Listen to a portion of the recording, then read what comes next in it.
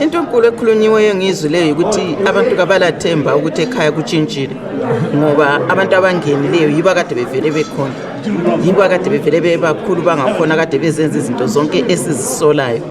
Yikho angikholwa ukuthi abadala bathi inyoka enkulu kayizilumi, kodwa in this case kangikuzwisisa ukuthi kungatshintsha njani ngezinto ababezenza ngoba yiba kade bezenza.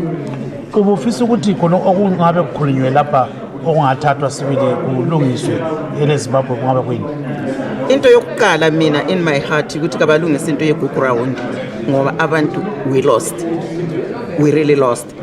Imizi yavalwa akulabantu, yikho lokho kubuhlungu kakupheli.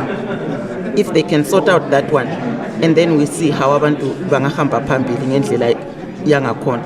Kodwa njengelizwe elithandazayo at the same time sisithi abantu they should forgive. Kungabe kulokho kubuhlungu enhliziyweni, it's like you are hurting yourself, so kumele ukuthi wenze forgive. Ama elections asiboni thina ukuthi they will be free and fair.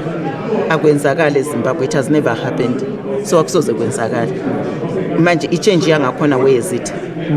So I don't see it.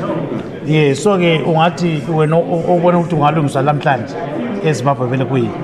Okumele ukuthi kulungiswe namhlanje, number 1 mina ukuthi akulungiswe into yeGugu Round. Number 2 akulungiswe kuhle into yama-elections ukwenza ukuthi abe free and fair, ngoba ngaba free and fair engcele kungawena enye party kungene enye party baphume bona laba basolayo and then kungaba like it's starting afresh.